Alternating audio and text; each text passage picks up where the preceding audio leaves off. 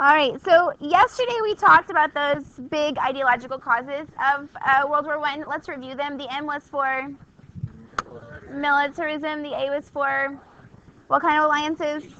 Secret alliance. Yeah, alliances, comma secret, or whatever. The N was for nationalism. The I was for imperialism. In particular, contributed to the war turning into a war of attrition because we're not trying to take over anything in particular. And then the spark that led to it all was the A for the assassination of whom? Archduke Prince Ferdinand of where? Austria-Hungary. Good. Okay, so that sort of gets us all into the war. But the United States insists from the beginning upon neutrality. There's a lot of reasons for that. We don't want to go to war. We're busy making too much money here back in the United States, so we'd rather not be interrupted in our profit making. And then there's also the fact that we have a really diverse group of immigrants in the United States, right? We have immigrants from Germany and from Italy and from England and from France and so on. And so who would we even pick? It's not like, in World War II, there's a pretty clear aggressor, right? Like, Germany's the bad guy. There's not a lot of questions about that. They're the ones that have taken over territory and have, broken international law. But in World War I, there really isn't a clear aggressor. And the country that becomes the primary target of our anger, who's that? Germany didn't actually start the war, right? They just joined in after Russia declared war on Austria-Hungary, and then Austria-Hungary declared, anyway, they got involved later on. They sort of swept up in the process. So we definitely want to remember that those big ideological factors are contributors and are also reasons that the U.S. wants to stay out of it, right? We don't have a stake in this game. We don't want to get involved. But things get complicated for us pretty quickly. So to begin with, the U.S. is fairly neutral, actually legitimately pretty neutral. We don't really have a preference. I mean, from our perspective, I know that, we know that World War II happens, and we know that the U.S. and Britain become really strong allies, and so it's easy for us to think, yeah, obviously we're going to end up on the side with the British, because that's, what we do. But remember, all that history hadn't happened at this point. We're less than a century out from, or just over a century out from the conclusion of the, War of 1812, where we fought against Britain, we're in competition with them, industrially speaking. It's not a foregone conclusion that Britain is going to be our ally here, especially in sort of the confusion of this war. So how does that happen? That's kind of the story I want to tell for here at the first part. How do we end up on the side that we do? Well, first, I want to talk to you about unrestricted submarine warfare, which we brought up in the warm-up. So unrestricted submarine warfare basically means that the German submarines are not following the rules. So Germany is really the only country to have any sense of a developed submarine force. They call them the U-boats. And this is still 1914, right? So you guys probably have seen pictures in world history of gas masks on horses and dogs, this is still very early. This is, the Russians are using horse-drawn wagons to transport their supplies. This is not a modern place to be. We're still pretty far back. But even so, thinking about the U-boats, these are glorified tin cans that we have found a way to submerge. They are very delicate. Those are not modern nuclear submarines with all kinds of internal systems. That's not the way that it works. These are very fragile. But they're breaking the rules because the rules of war at the time, by the way, nod your head. Do you understand that war has rules?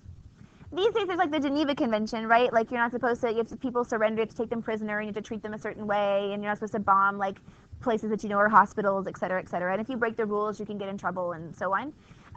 But so the Geneva Convention didn't exist then, but there were rules of war, other conventions that established rules of war. And there were especially rules for naval warfare. Yes? It came after World War II, so things from a combination of the two.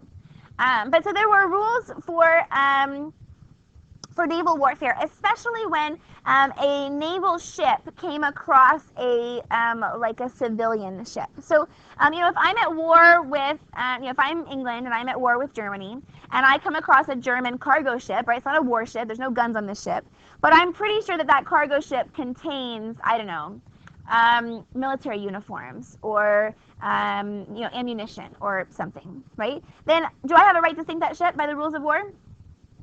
Yes, if the ship actually contains war material, then I have a right to sink it, even if it's not a military ship. But the rules say that first I have to identify myself, so I have to have my flag flying, I have to have my name, the name of the ship on the side of the ship or whatever. I have to shoot across the bow so that they know to stop. I have to board the ship and inspect it, right? Make sure that it actually does have war material. It can't just be a ship full of, tomatoes. Does it actually have war material? Then if it does have war material, I'm going to sink it. Then I have to first allow the crew and the captain to get onto lifeboats and move away from the ship, and then I can sink the ship. And that makes pretty good sense if we're just talking about a regular naval ship and a regular like cargo ship. But a U-boat, you mean you want my super fragile tiny tin can to surface so that everyone can see where I am? And then you want me to find a way to like board this other ship? And while I'm boarding them, you mean to tell me that I shouldn't expect them to call in backup and like one shot from a torpedo from a naval ship that gets called in will sink the entire U-boat, and then we won't be able to do our job? Like, you see how that would be problematic, right? How the U-boats wouldn't want to follow the rules because they're so fragile. But it's upsetting because, understandably, if you try to decide what the best target is from under the water in 1914, where like optics, for example, are not super well developed, you might make some mistakes, or a lot of them. Some of the more famous mistakes are like the the HMS Lusitania. It was a British ship that Americans were on that was sunk. It was a passenger ship. Now, there actually is some evidence that maybe there was some more material like in the holds of this particular ship. But mostly it was a passenger ship. And anyway, America was real mad. But what did we do? We sent a strongly worded letter. This is like how I fight, strongly worded letter to the British, don't do that. And they're like, cool, we won't do that. But then later, the following year, they're going to sink the Sussex, another ship that contains Americans. And the U.S. is really, really mad this time. We send an even strongly worded letter. And this time the Germans are kind of nervous. They don't actually want us to get involved in the war on the side of the British. So the Germans agree to something called the Sussex Pledge. The Germans are going to sign the Sussex Pledge, which is a promise that they're not going to use unrestricted submarine warfare anymore, that they're going to follow the rules. So that sort of sets us up at the beginning. So we're a little frustrated with the Germans, but we've kind of worked it out, right? Wilson is going to be praised up one side and down the other. You have saved us from the war. You and your wonderful diplomacy. You managed to get the Germans to give in without firing a shot. You're awesome. Don't worry, we're going to get involved in the war like 1 year after that. But anyway. So let's talk about another reason. So we've talked about how we begin to kind of be irritated with the Germans. But why would we prefer the British? Why would we choose them? And it has to do with an economic motivation. So both the English and the Germans declared a blockade of the other. Pause. Why are we talking about England and Germany as opposed to like Austria and Serbia? Why did the focus of the war become England and Germany? They're bigger and the most powerful, right? So like the other countries are involved in this war. But like we focus on what the British and what the Germans are doing because they're the biggest and most powerful forces. They're the ones that are going to kind of control the action. And so that kind of becomes the focus.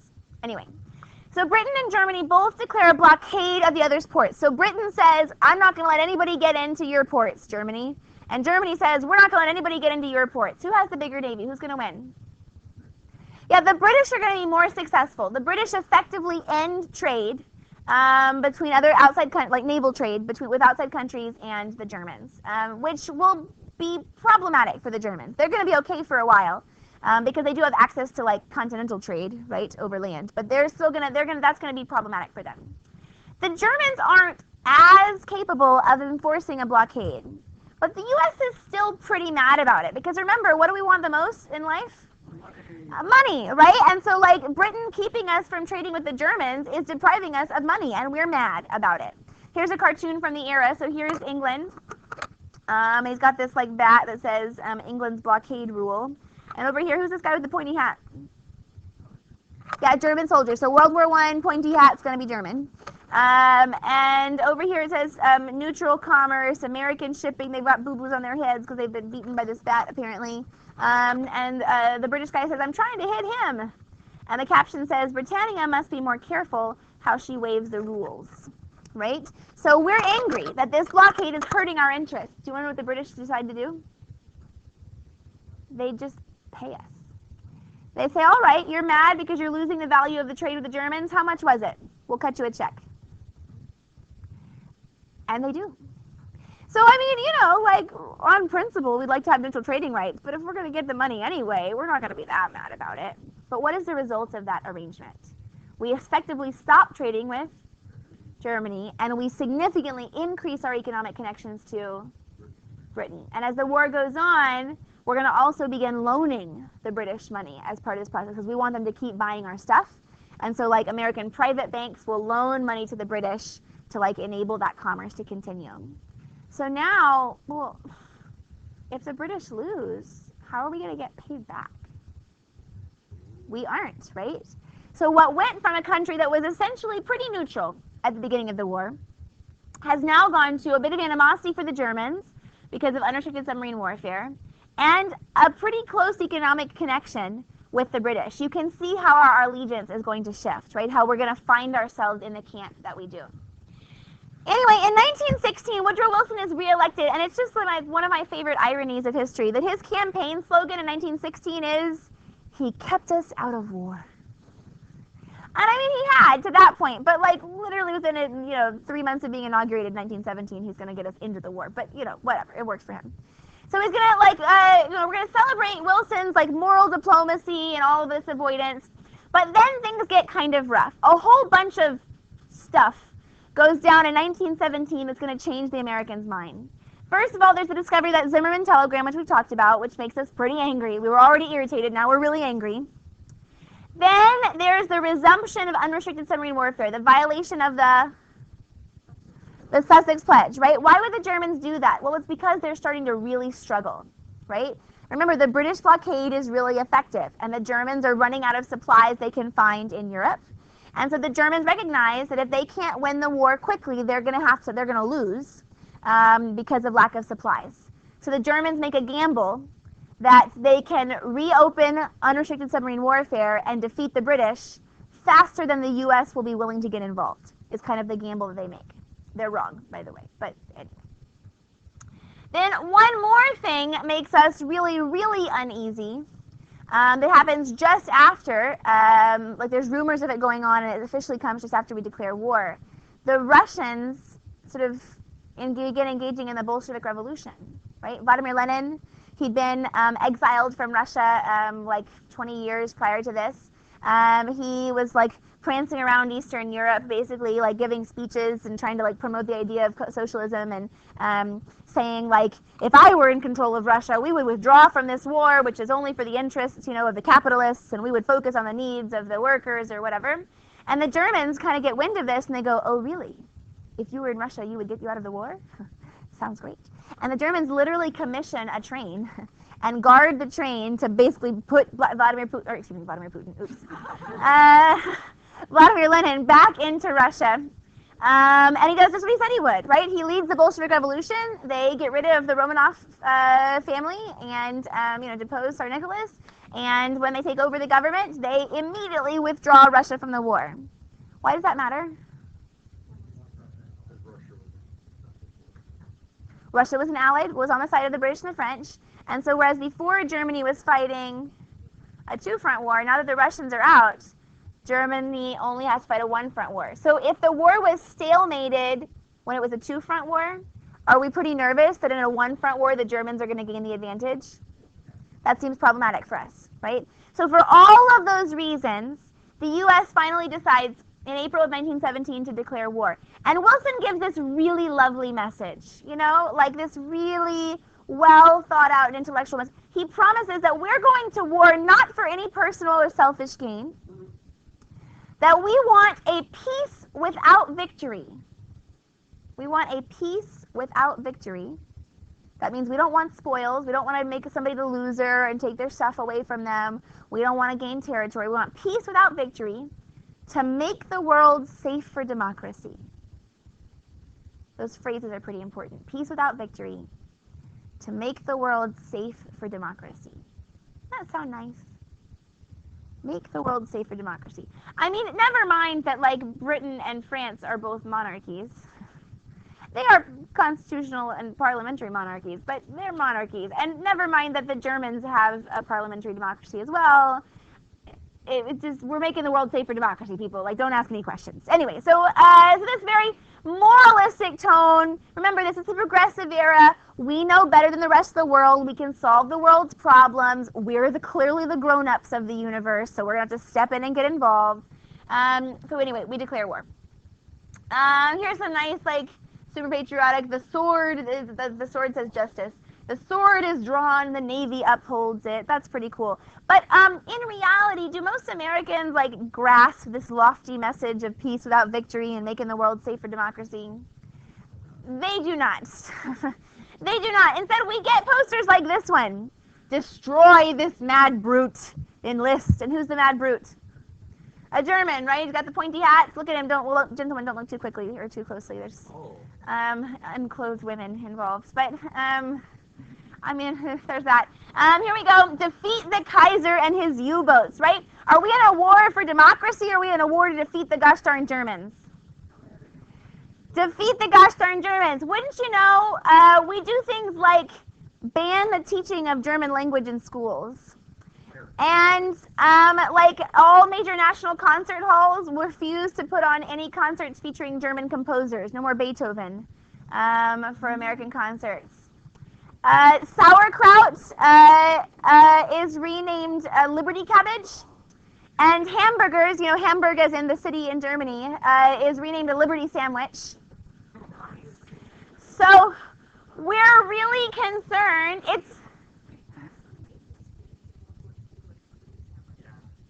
I don't know. I've never read about that. That particular tidbit came from a book I read about World War I, so I don't know about that. Yeah, it's pretty comical. We do it again, actually, in 2003 when France refuses to invade Iraq with us. You were too little to know what was happening. You were literally like 4 years old, weren't you? Oh my gosh. Okay, anyway. So when France refuses...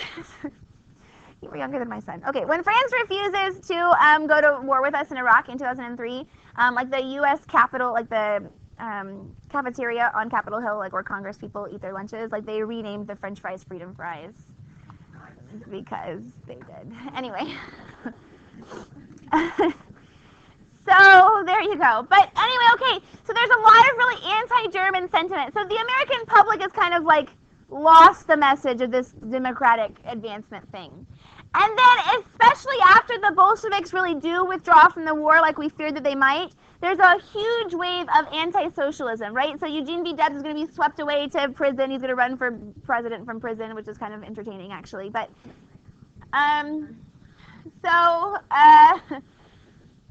anyway, so there's a lot of animosity. This is going to really directly feed into the Red Scare, which will begin in the 1920s. So this sort of like the roots of all of that are here. And then there's this genuine like crackdown on free thought, I guess. You guys remember the Alien and Sedition Acts from the 1790s? Nod your heads if you remember the Alien and Sedition Act, 1790s. That was during the Adams administration, and the Federalists are in the quasi-war with France, and they passed these laws to like supposedly help protect us from the French, but actually they just hurt the Democratic Republican Party. Well, now we have the Espionage and Sedition Acts, and they are equally as unconstitutional. They say that you can get in trouble just for speaking out against the government, that anyone who advocates against a war, for example, is going to be considered an enemy of the state and can be prosecuted just for like speaking out against it. Opponents of the draft can be thrown in jail. This is actually how Eugene V. Debs gets put in prison, is under the Espionage and Sedition Act. So pretty clearly repressive climate here in the United States during the war. On the other hand, if I could offer a bright note for everyone except for German and Russian immigrants, because they had it really rough in World War I, all of the other immigrants actually fared pretty well. Because there was this sense of like coming together, right? We're all Americans now. And so we actually see kind of a decline in nativism. Again, Germans and Russian immigrants accepted. Kind of a decline in nativism and sort of a unity of purpose around the war. Like lots of immigrants will serve in the war effort, which helps them to kind of like Americanize and like speeds up the process of like assimilation. So, you know, brightish spot. Also on the home front, it's just like genuine voluntary activism. So you probably know that in World War II we have like ration cards and like mandatory laws about what you can and can't use. That's not true during World War I. There are, we do create we do create programs, but we don't force them.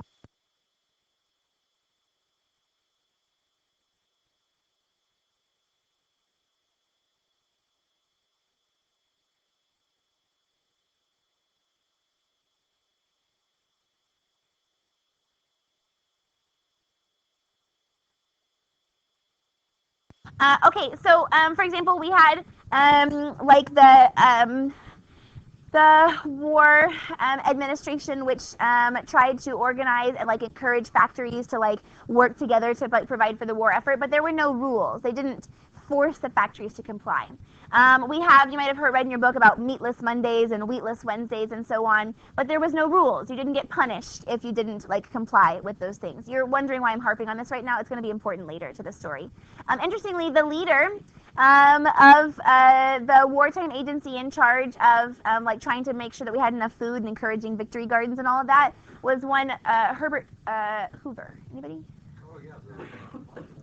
No, wrong Hoover. But Herbert Hoover is the president, or will be the president in about another decade. So don't worry, that story is going to be important here in a little while. Also on the home front, we see the Great Migration. So as lots of Americans, white Americans, let's be clear, go off to war and enlist in the army for all of these like super fancy wartime positions, they leave and as the economy expands, right, trying to make all this wartime production to sell so we can make all that money by providing for the war. Now there's all these jobs in northern factories that have suddenly become available. So we actually see a really significant migration of African Americans out of the South and into northern cities. And it's going to be interesting on a number of fronts. First of all, we do see opportunities for Black Americans. They do get these jobs, and we will see some improvement, for example, in the standard of living of Black Americans in the country because they have access to these jobs. Another sort of interesting side effect is that the North is basically just as racist as the South was, just in a different, like, less overt way. And so the racial conflicts that are going to emerge in the North as we have this, like, influx of Black Americans to northern cities is going to kind of highlight the problem of racism in America for really the first time. If it's just happening in the South, if nobody in the country has to, like, deal with racism, then it's easy to forget about it. But when it becomes really a nationwide problem, this, like, color clash, then we begin to see more activism. For example, the NAACP is going to become really active trying to like combat this because it's now sort of in the public eye in a bigger way. This just sort of shows you like a look at the African American population of these various like northern cities. And you can see that there's a really significant increase just between 1910 and 1920. So in this decade, we're going to see this huge movement to the north. So that's going to have some ramifications as well. So okay, so how does the war go? Well, at the beginning, not very well. The Americans are going to send the AEF, that stands for the American Expeditionary Force. So the U.S. Army that is sent is the AEF, the American Expeditionary Force, and they're led by General John J. Blackjack Pershing. That's his nickname, but they always say it together, which entertains me. Yeah, John J. Blackjack Pershing, whose name you might remember. Yep, same guy.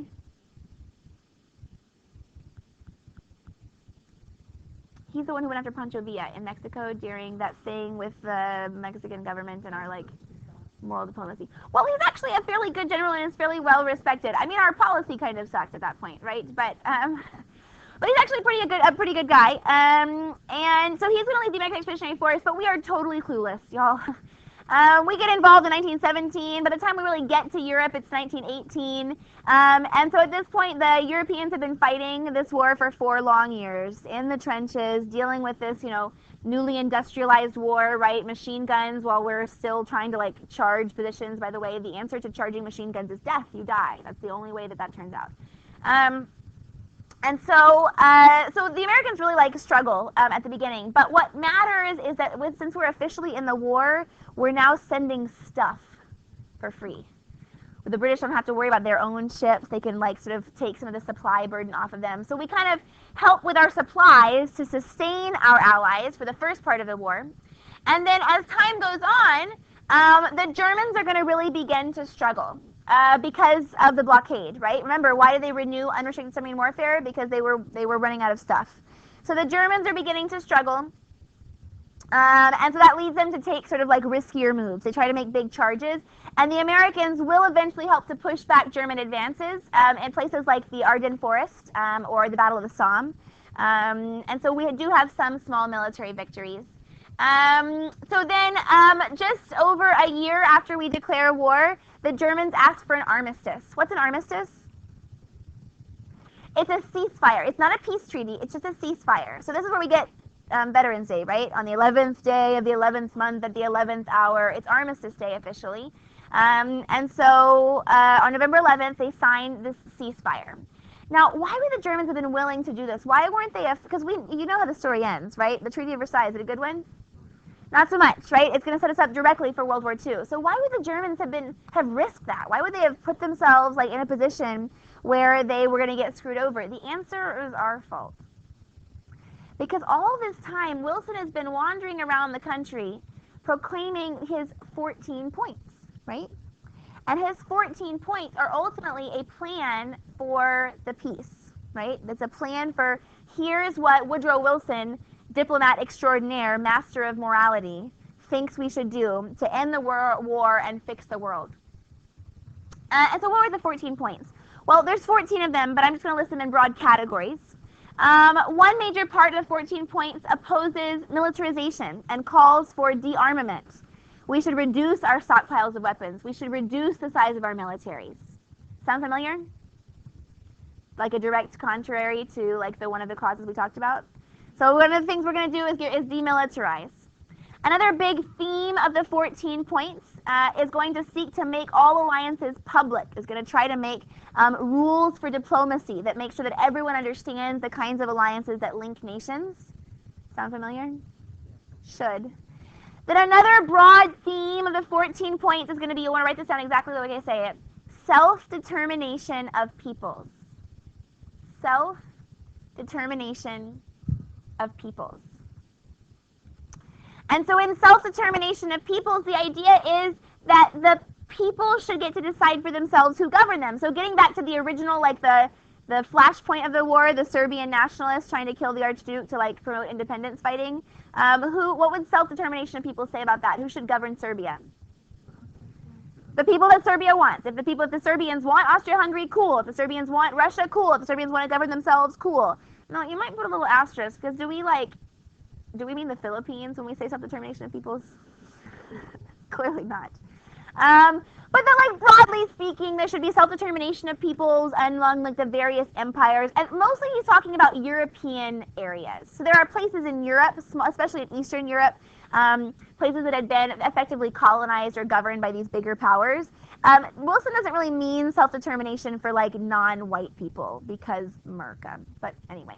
And then the final 14th point of the 14 points is in which Wilson calls for the creation of a League of Nations. It's a big one. It's his favorite. Like the Justice League. The League of Nations. You can kind of think of the League of Nations like a would-be United Nations. Like what you think of the UN does, it's kind of what Wilson thought that the League of Nations would do. It would be a place where all countries would come together, they would send representatives, they would solve their problems with their words, and that was what the idea was supposed to be. Well, I'd argue it'd probably be better. But this cartoon sort of hints to you a little bit at how well that's going to go. So here's Wilson trying to direct the chorus for everlasting peace. But in the rear view here, all of these countries that are coming to the table have sort of a weapon in their back pocket, right? Their own interests, their own territorial decisions, their own particular fears or desires.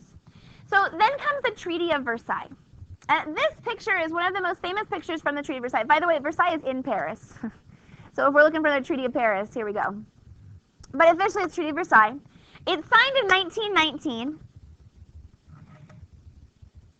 And the people pictured in this picture are really the only powers that were invited to attend. Here's Wilson of the United States, and sort of apocryphally in the picture, just kind of looking on, right, off to the side, sort of looking on.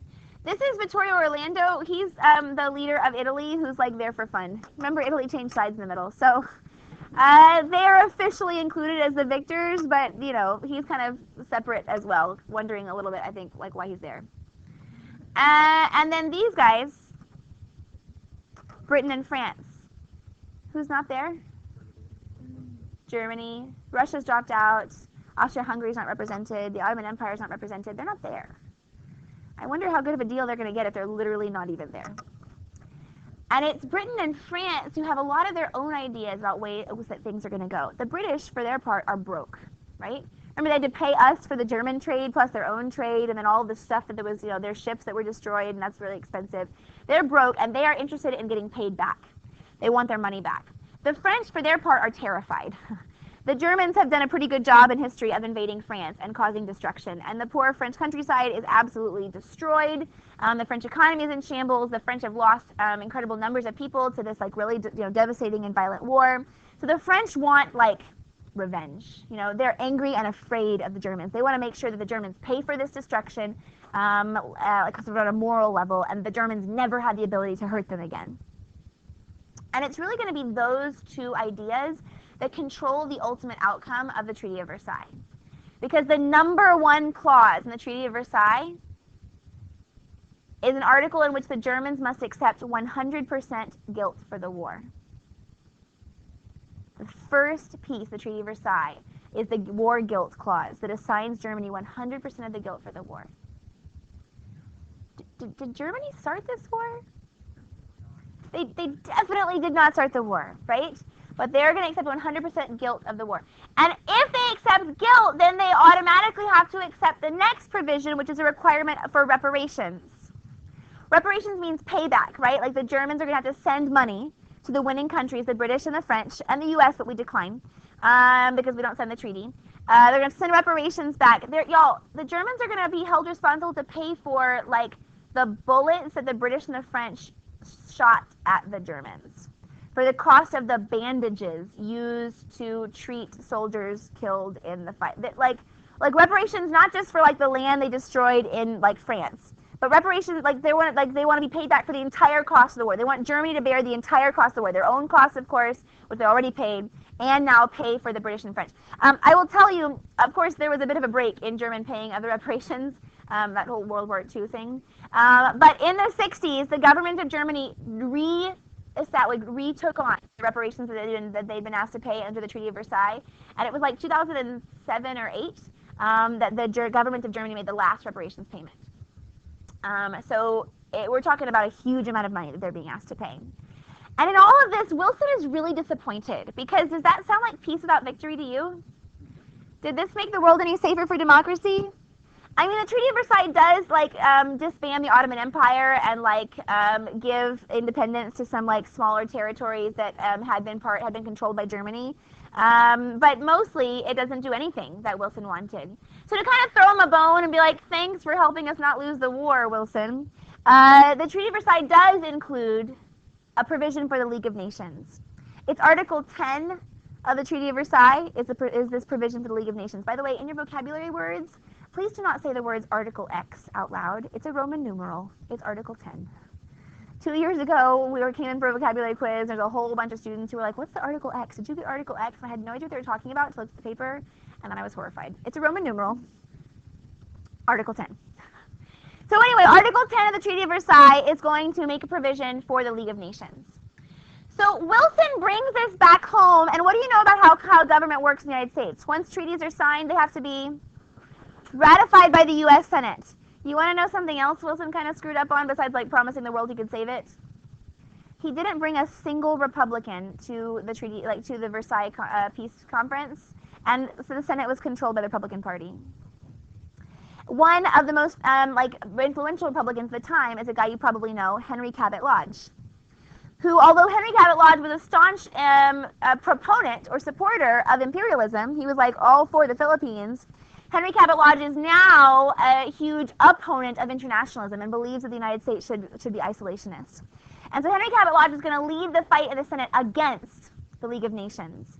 At one point, the Democrats try to sort of eke out some kind of compromise where they conditionally accept the League of Nations and give assent to certain of the terms of the treaty, but ignore the others. And Wilson, who at this point has had a stroke and is literally in bed, can't hardly govern.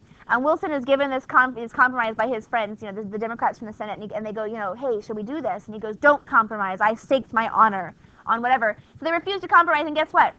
We never ratified the Treaty of Versailles. In fact, we're still technically at war until 1921. When Congress passes some extra law, OPS, we're not at war anymore, because we refused to ratify the peace treaty. And the biggest stumbling block of the peace treaty for the Republican legislators was the League of Nations. And this cartoon kind of expresses what their concern was. So what was their concern?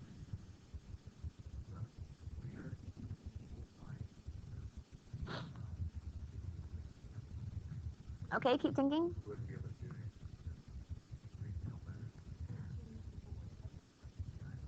Yeah, we would. So look, this person, Uncle Sam's hands are literally tied, right? You've heard the expression, "My hands are tied," like I can't do anything. His hands are literally tied, and all these countries are trying to pull us in different directions, trying to get us to their side. So the argument made by Lodge and others in the Senate was that the League of Nations was going to force us to intervene in other people's problems when we had no gain, or we stood nothing to gain, which is kind of what we did in World War I, if you think about it. And did World War I turn out well for us? I mean, it turned out really well for the industrialists, but we lost a lot of lives and didn't get anything we wanted. The world isn't any safer for democracy because the U.S. was involved in World War I. And so there is this real sense of like pessimism about what happened in the war and about getting involved in foreign conflicts. And so the sense was that the League of Nations would force us to be involved in foreign conflicts that we didn't want to be involved in. And so we don't sign. Okay, so there it is, peace treaty. Very good. So after the war is over, then, which again, the treaty is signed in 1919. We don't get out of the war officially until 1921. We're really going to move right into that period that we would call this like the Roaring Twenties. And in terms of foreign policy, Americans are going to be very isolationist in the 1920s. We are disillusioned. We are angry about what happened internationally, and so we're going to focus just on the things that are good for us. Warren Harding will be elected. He is a Republican. So Wilson was Democrat, but Warren Harding is a Republican. He's going to be elected in 1920 on his platform of a return to normalcy, which in his mind, normalcy, by the way, is not a word. He invented it. But so the idea of normalcy was like, we're going to go back to before the progressives, right? The progressives thought they could fix everything, and what good did that do? We couldn't fix the world. All these regulations are, cutting in on our profits. We just want to like live and let live. We want to do what we want to do. And so the 1920s are really going to see a reversal of a lot of the advancements that we saw, or the changes that we saw during the progressive age. And we'll talk then tomorrow about how the 20s, like the character of the 20s, more broadly speaking. Any questions? No? Okay.